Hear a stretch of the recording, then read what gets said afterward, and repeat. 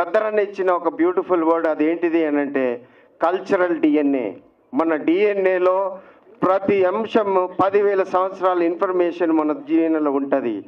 దాని ఆధారంగానే మనము ఆపరేట్ చేయబడుతున్నాము.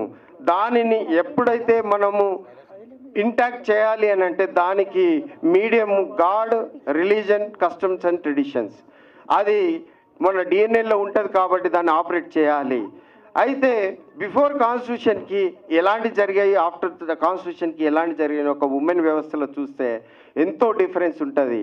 అంటే కాన్స్టిట్యూషన్ అనేది అది మనల్ని మన డిఎన్ఏని రీరైట్ చేస్తుంది అనే ఒక పాయింట్ బాగా చర్చించబడింది ఈ సినిమాలో.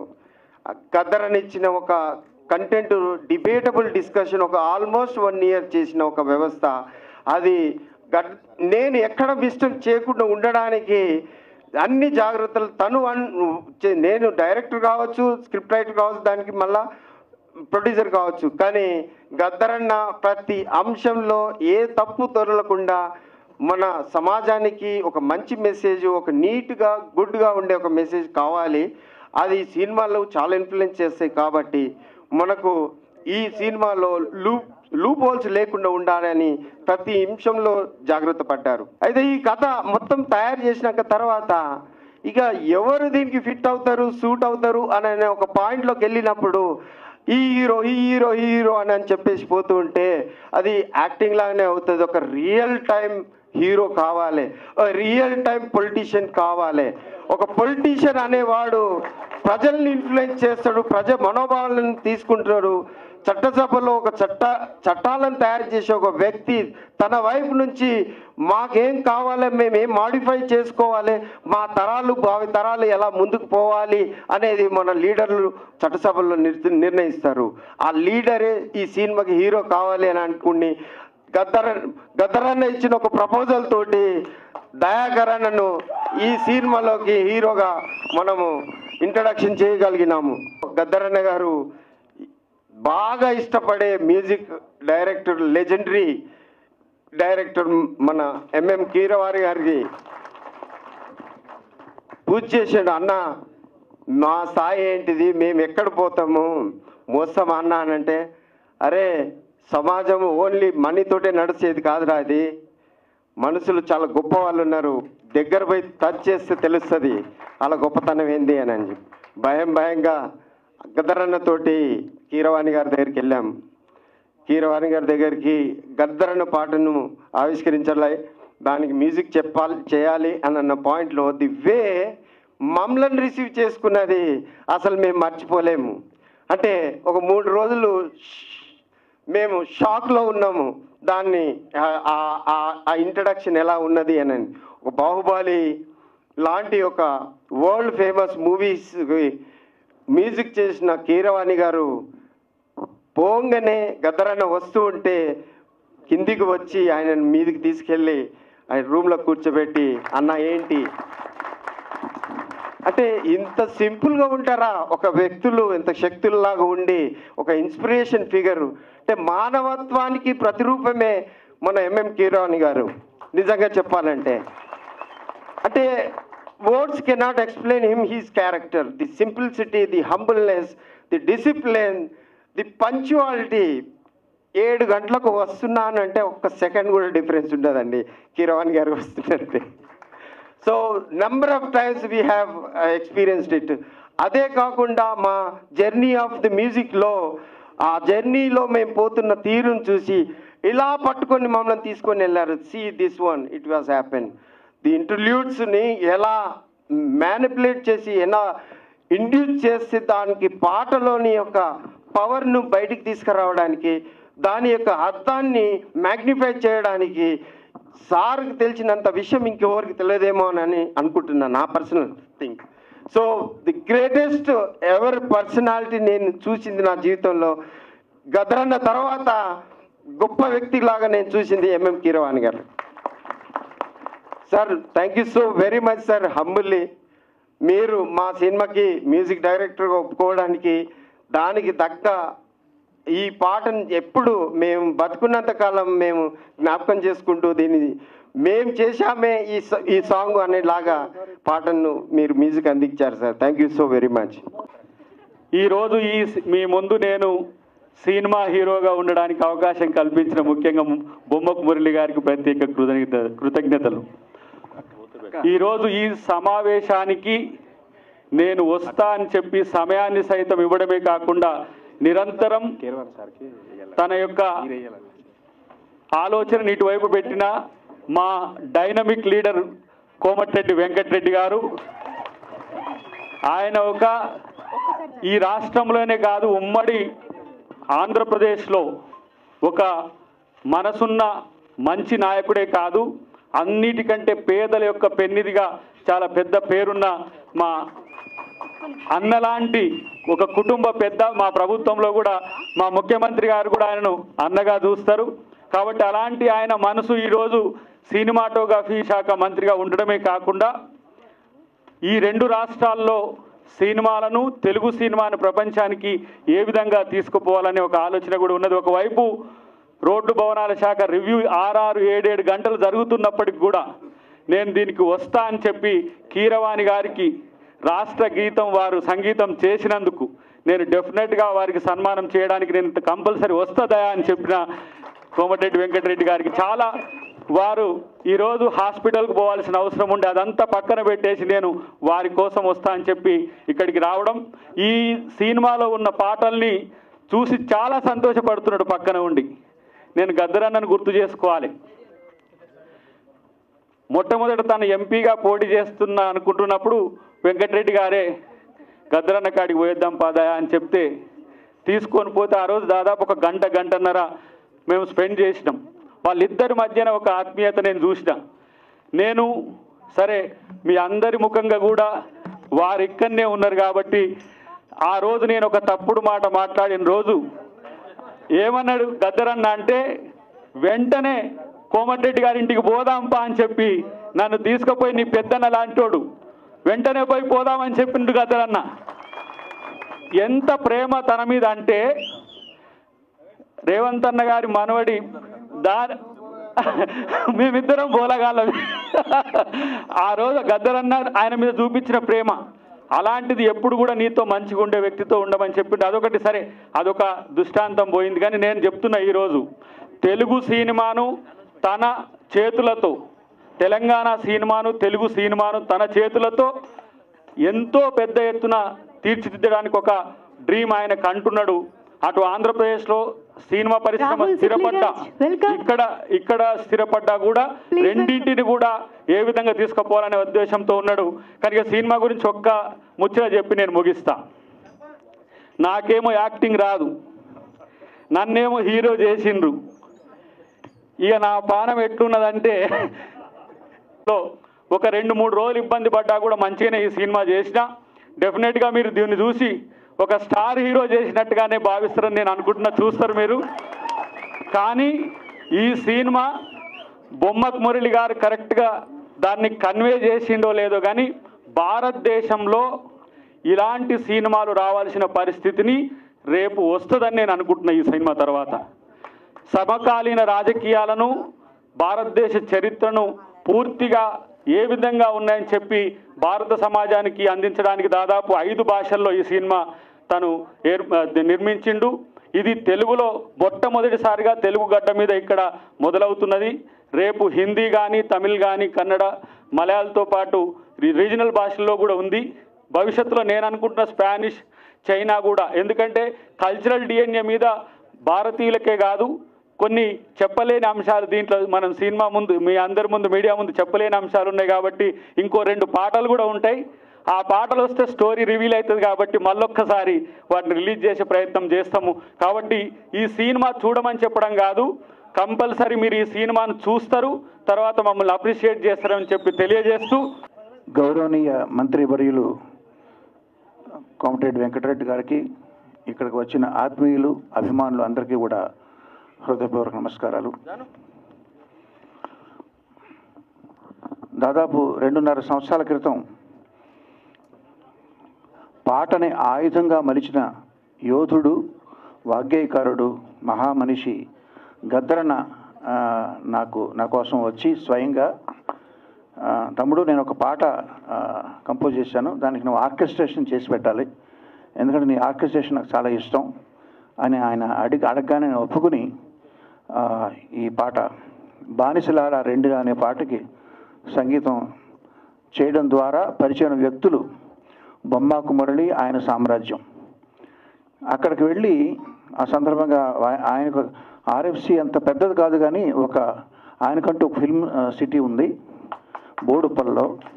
అప్పుడు ఆయన చెప్పింది ఏంటంటే, సినిమా తీయాలనే ఉత్సాహం ఉన్నటువంటి ఔత్సాహిక కళాకారులు ఎందరో ఉంటారండి, వారికి కావాల్సిన వసతులు వాళ్ళు ఫ్రీగా ఇక్కడ స్టే చేయడానికి రూమ్స్ కానీ, ఎడిటింగ్ సూట్ కానీ, తర్వాత షూటింగ్ చేసుకోవడానికి ఎక్విప్మెంట్ కానీ అన్నీ మేము చాలా తక్కువగా లేదా ఆల్మోస్ట్ ఫ్రీగా నేను ప్రొవైడ్ చేయాలని నా సంకల్పం అండి.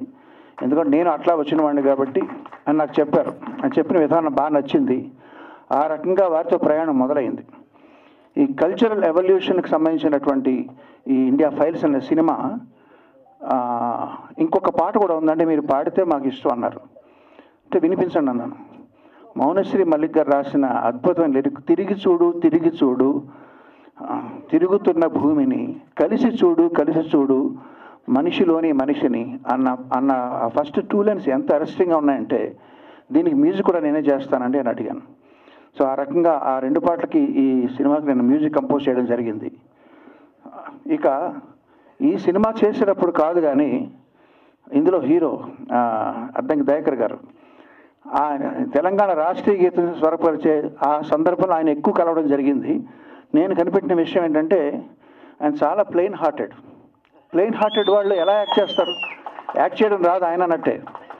సో యాక్ట్ చేయడం రాదు కాబట్టి ఆయన ఈ సినిమాలో జీవించుంటారు ఆ పాత్రలో.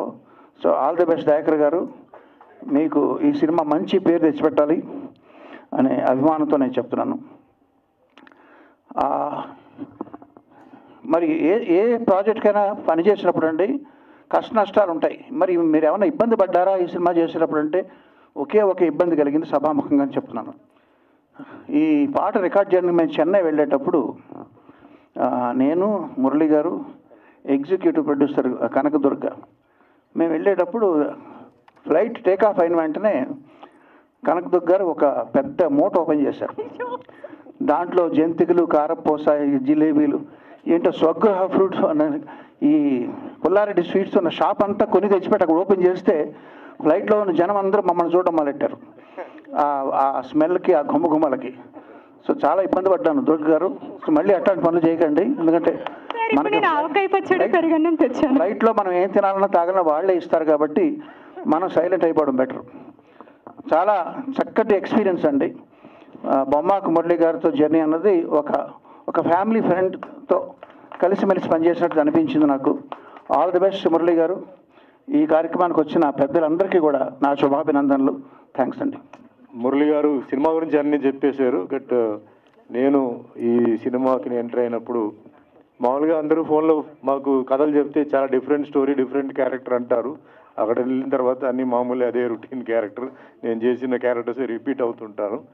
బట్ వెళ్ళంగానే మురళి గారు ఫస్ట్ ఆయన ఇందాక కిరణ్ గారు చెప్పినట్టు ఇల్లు, స్టూడియో ఇవన్నీ చూపిస్తే రియలీ అంటే ఆల్రెడీ ఒక మనిషి అంటే సినిమా ఫీల్డ్లో చాలామంది ఉన్నారండి, అంటే సాక్రిఫైస్ చేసాం, కాంట్రిబ్యూట్ చేసాం అని అంటున్నారు. యాజ్ అన్ యాక్టర్గా నాకు తెలిసి నా ఎక్స్పీరియన్స్లో నా 46 years ఎక్స్పీరియన్స్లో కాంట్రిబ్యూషన్ సాక్రిఫైస్ చేసిన ఏకైక హీరో ఎవరంటే కమల్ హాసన్ అండి. ఆయన సంపాదించిన డబ్బు మొత్తం సినిమా మేకింగ్లో సినిమాకే ఆయన పెట్టి మొన్న 3 years బిఫోరే సొంత ఇంటికి వెళ్ళారు ఆయన. అంతవరకు రెంటెడ్ హౌస్లోనే ఉన్నారు. సో అంతకన్నా ఉందా? కమల్ హాసన్ ఓ రెంటెడ్ హౌస్లో ఉంటూ 3 years back only he went in to his own house. దాని తర్వాత రామోజీరావు గారు ఒప్పుకోవాల్సింది, ఎందుకంటే ఈరోజు వరల్డ్లో కూడా ఏంటంటే రామోజీ ఫిల్మ్ సిటీ అంటే everybody knows and what a contribution. మన తెలుగు వాళ్ళు అందరూ చాలా గర్వంగా ఉండాలి. 2500 acresలో what not everything is over there. So తర్వాత చాలామంది స్టూడియో నేను చూశాను కానీ బట్ మురళి గారు ఏదో ఉన్నారని చెప్పట్లేదు, ఎవ్రీథింగ్ అంటే ఆయన ప్రిపరేషన్ అన్నిటికీ రెడీ అయిపోయారు. అంటే టోటల్గా ప్యాషనేట్గా అది అన్నీ ఏమేమి ఉన్నాయో కెమెరా కానీ అది కానీ అన్నీ ఉన్నాయి. సరే ఓకే కథ విందాం అని చెప్పేసి నాకు కథ చెప్పారు. సో సో కథ చెప్పినప్పుడు నాకు కథ అర్థం చేసుకోవడానికి కొంచెం టైం పట్టింది, ఎందుకంటే రియలీ డిఫరెంట్ స్టోరీ, అది రొటీన్ స్టోరీ కాదు చెప్పి రిలాక్స్ అయ్యాను. బట్ ఆయన చెప్పడంతో మెల్లిగా నేను ఎదురుకు వచ్చి క్యారెక్టర్ చెప్పారు. నాకు ఈ సినిమాలో it's very very variety different performance and different character. I thank Murali గారు ఫర్ ఆయన గివెన్ మీ డిఫరెంట్ రోల్. ఎందుకంటే మాకంతా ఏంటంటే చేసి విసుగు వచ్చేసి ఇంకేదో మేము పాకెట్ మనీకో కబర్డ్ మనీకో దానికో చేస్తున్నాం. వీఆర్ సర్చింగ్ ఫర్ రోల్స్, అంటే మంచి roles, negative or positive, given a very good role for me. Coming to the film, ఇందాక సాంగ్లోనే గద్దర్ గారు సాంగ్లోనే కథ అంతా వచ్చేసింది. ఐ థింక్ మీరు అందరూ డెఫినెట్లీ మీరు అర్థం చేసుకుని ఉంటారు. And the two main assets ఎవరంటే వన్ ఇస్ కీరవాణి గారు అండ్ ఒకటేమో గద్దర్ గారు. సో కీరవాణి గారితో నా పరిచయం ఏంటంటే అందరూ అన్నమయ్య సినిమా శ్రీరామదాస్ అనుకుంటారు, కాదు, దానికి ముందే ఆత్మబంధం చెప్పి ఒక సినిమాలో నాకు ఆయన బ్రహ్మాండమైన సాంగ్స్ ఇచ్చి పిక్చర్ 50% సాంగ్స్లోనే ఆడింది. అండ్ ఈరోజు మన మ్యూజిక్ ఇండస్ట్రీకి, టోటల్ మ్యూజిక్ ఇండస్ట్రీకి, అంటే ఇండియాలో సౌత్లో తెలుగులో ఒక మనిషి అంటే ఆస్కర్ లెవెల్కి వెళ్ళిపోయి ఆయన సత్తా చూపించి ఆయన అక్కడ అవార్డు తీసుకోవడం అంత ఈజీ కాదు. అక్కడ మ్యానిపులేషన్ కానీ లాబింగ్ కానీ ఇవన్నీ జరగదు. So it's really a great pride to India. అంటే మ్యూజిషియన్స్ అందరికీ ఏంటంటే it's really great pride. And music గురించి నేను ఒకటే చెప్పాలండి, టుడే ఇండియా ఏంటంటే it's full of community, caste and so many problems. Music is the only one subject which can connect everybody. We are all fans to Pakistani music, China music and all that. So it's a great music director who has connected India all over the world. And మన ఇండియాలో so many states ఉన్నాయి, so many community ఉంది, అన్నీ ఉంది. So అలాంటి ఒక గొప్ప మనిషి ఈ పిక్చర్కి మ్యూజిక్ డైరెక్టర్ రావడం మురళి గారికి చాలా పెద్ద అదృష్టం అది.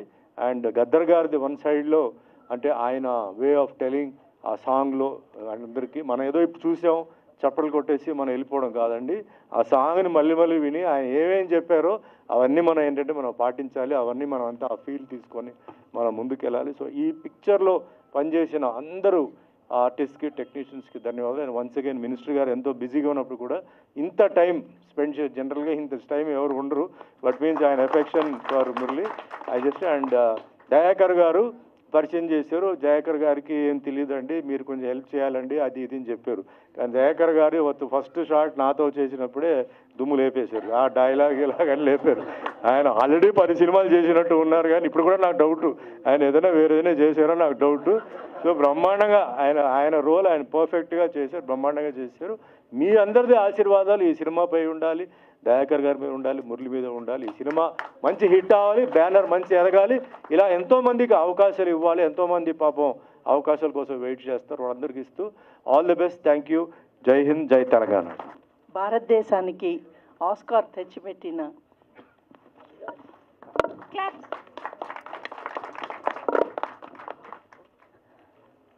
కీరవాణి గారు, నేను డైరెక్ట్ చేసిన ఫిలింకి first music director, world best music director. అది నేను చాలా గర్వపడతాను. అండ్ గద్దర్ అన్న, ఆయనతో పనిచేయడం నిజంగా నా అదృష్టం అండి. నేను అసలు కొరియోగ్రఫీ పెద్దగా చేయట్లేదు, కానీ గద్దర్ అన్న సాంగ్ చేసి చాలా పెద్ద మంచి పని చేశాను. నాకు విపరీతమైన పేరు వస్తుంది, అదైతే గ్యారంటీ. సార్ మ్యూజిక్, గద్దర్ అన్న పాడటం నా జన్మధన్యం సార్. పసిపిల్లాడిలాగా వర్క్ చేశాడండి. నాకు ఆయన ఒక గొప్ప వ్యక్తి అన్న సంగతి కూడా పక్కన పెట్టేసి, చిన్న పిల్లాడి మనస్తత్వంతో నేను ఏది చెప్తే అది చేసేవారు. ఆయనకి ఏమన్నా కావాలి అని అంటే మటుకు దగ్గరికి వచ్చి, అమ్మ నేను ఇలా చేస్తాను అలా చేస్తానని ఆయనకి ఆ స్వేచ్ఛనిచ్చి చేసిన సాంగ్ ఇది. ఆయన ఏజ్ని దృష్టిలో పెట్టుకుని గబగబా తీసాము ఆ సాంగ్ని. బ్రేక్ ఆన్ టైం ఇస్తూ ప్యాకప్ కూడా అలాగే క్విక్గా చేసాము. ఆయన కూడా ఉండుంటే చాలా సంతోషంగా ఉండేది, ఆయన లేకపోవటం మన దురదృష్టం. మంచి ఆర్ట్ చేస్తూ మీ సన్మానం ఉందన్న రోజు ఈరోజే తీసి మీకు బహుకరించడానికి వచ్చింది.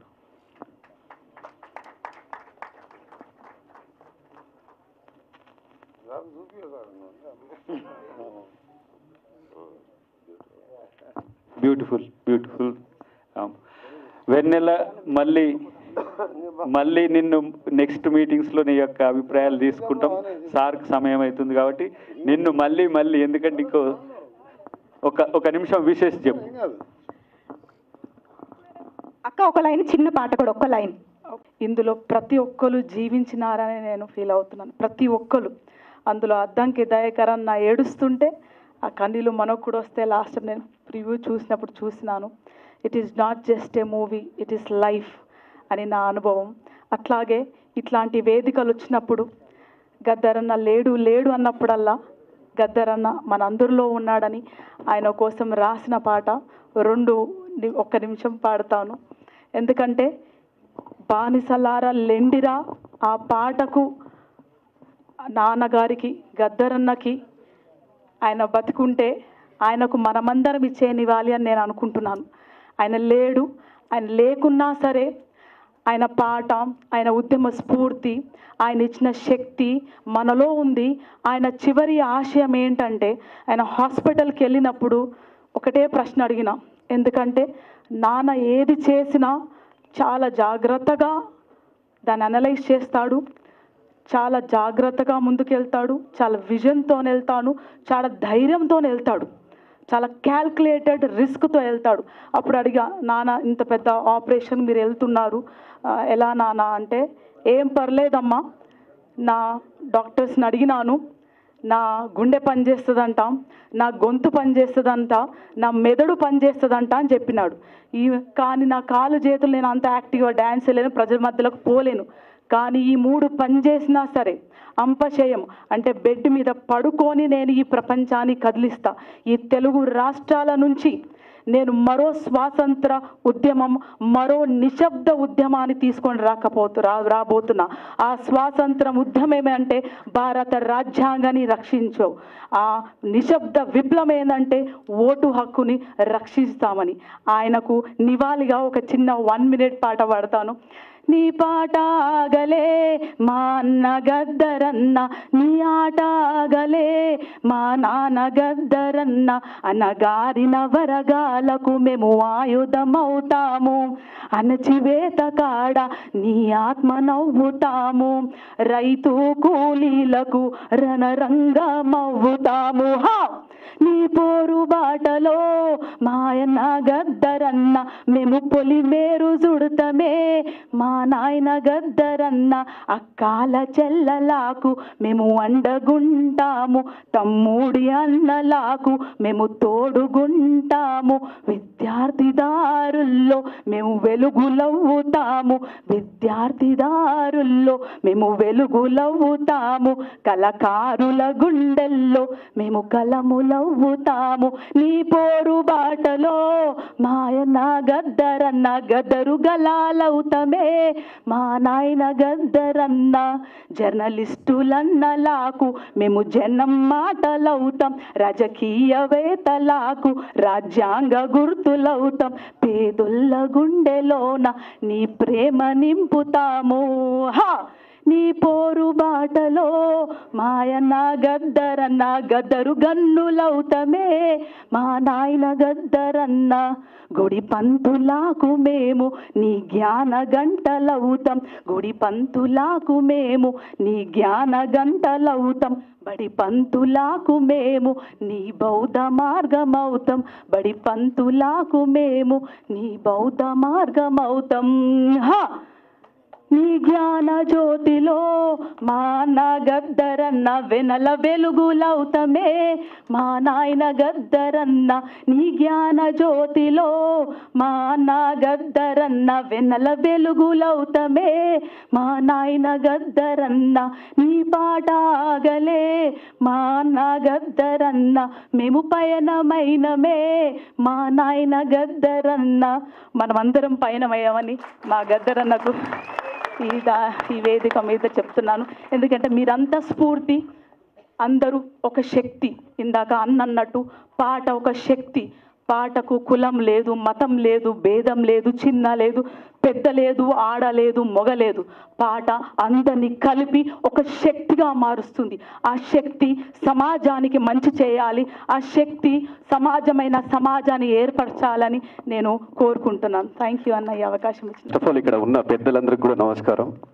ప్రతిసారి మా గురుగారు కీరవాణి గారు ఈక్వల్గా నేను ఆయనతో పాటు స్టేజ్ మీద మాట్లాడదాం ఎప్పుడు పర్ఫామ్ చేసినప్పుడు ఎప్పుడైనా కానీ కూడా చాలా అదృష్టంగా భావిస్తున్నాను. Thank you so much Keeravani sir. And Dayakar అన్న, వెరీ ఆల్ ద బెస్ట్ అన్న. ఇండియా ఫైల్స్ అనే మూవీ చాలా పెద్ద హిట్ అవుతుందని కోరుకుంటున్నాను. And thank you so much, all the best అన్న. పెద్దల ముందు నేను ఏం మాట్లాడలేను. ఈ కార్యక్రమంలో పాల్గొంటున్న మీ అందరూ కూడా 2 చేతులెత్తి నమస్కరిస్తూ, నేను 7 మాసాలైంది సినిమాటోగ్రఫీ మినిస్టర్ అయ్యి. చాలామంది ప్రొడ్యూసర్సు, డైరెక్టర్సు, సినిమా హీరోలు క్లాప్స్ కొట్టాలి, మీరు ఇంక ఇనాగ్రేషన్ రావాలంటే నేను ఎప్పుడు పోలే. ఎందుకంటే సమయం లేక నా roads and national highways buildings కానీ R&B కానీ పెద్ద శాఖతో పాటు మధ్యలో ఎన్నికలు రావడం, పెద్దగా నాకు ఈ సినిమాల మీద పోవాలని ఇంట్రెస్ట్ కూడా లేకపోవడం. కానీ మా దయాకర్ వచ్చి 10th రోజు ఈవినింగ్ 7 గంటలకు నువ్వు ప్రసాద్ స్టూడియోకి రావాలి అని చెప్పి మంచి ఓకే అని చెప్పిన. ఏ సినిమా ఏంది అని ఏం అడగలే. కానీ అందులో ఒకటి చెప్పిండు, కీరవాణి గారికి కూడా వస్తున్నారు సార్, మీరు కీరవాణి గారు వస్తున్నారు. మనం తెలంగాణ గీతమే కాదు మన దేశానికే ఆస్కార్ అవార్డు తొలిసారి చెప్పించినంటే నాకు ఆయన అంటే చాలా ఇష్టం అని చెప్పి నేను ఆయన పేరు చెప్పిండు. దయాకర్ గారు అడగంగానే ఒప్పుకొని రావడం. ఈరోజు మురళి గారు ఒక మంచి చిత్రం, దాని స్టోరీ నాకు దయాకర్ చెప్పింది కానీ నేను బయట చెప్పకూడదు, ఇక కొద్దిగా చెప్పింది. కానీ వారికి అలాగే మా సుమన్ గారు, నేను యూత్ కాంగ్రెస్లో ఉన్నప్పుడు నల్గొండకు తీసుకొచ్చినప్పుడు ఓ జిమ్ ఓపెనింగ్, నేను ఇంక అప్పటికి ఎమ్మెల్యే కాలేదు. తర్వాత 6 సార్లు ఎమ్మెల్యేగా, ఎంపీగా 6 సార్లు గెలిచాను. తర్వాత మా గురువు గారి బిడ్డ మా చెల్లె వెన్నెలకు, అలాగే మన బెల్లయ్య నాయక్ గారు, మూల వెంకరెడ్డి గారికి, ఇంకా మన సుమిత్ర చంద్రబోస్ గారు కూడా మననే కలిశారు నా దగ్గరికి వచ్చి. ఇంకా వేదిక మీద ఉన్న చాలా మందికి అందరికీ, అంటే ముఖ్యంగా మా అద్దంకి దయాకర్ నటన చూడలే కానీ ఆయన జ్ఞానం, ఆయన టీవీలలో మాట్లాడే ప్రతి సబ్జెక్టు, ఏ డిబేట్లో పాల్గొన్న అనర్గల్గా మాట్లాడుతూ ప్రతి సమస్య మీద ఎవరు ఏమడిగినా ఎప్పుడు కూడా టీవీలలో చూడండి, ఎప్పుడు రెచ్చిపోడు ఆయన. ప్రతి సబ్జెక్టు కూడా అవగాహనతో మాట్లాడి ఒక స్పృహతో ఉన్న నాయకుడు ఆయన. దురదృష్టం ఆయన చట్టసభల్లో కాకుండా నేను మన ఎన్నికలు చెప్పిన, తప్పకుండా నువ్వు ఎప్పటికీ పెద్ద నాయకుడు అయితే అని చెప్పి తుంగతుర్తి మీటింగ్లోనే చెప్పాను నేను. ఎందుకంటే అతని స్టైల్ నాకు తెలుసు కాబట్టి, సింపుల్గా ఉంటూ ప్రజల మధ్యలో ఉండి ప్రజా సమస్యల మీద ఎప్పుడు కూడా స్పందించే వ్యక్తి. ఇకపోతే మీ అందరికీ కూడా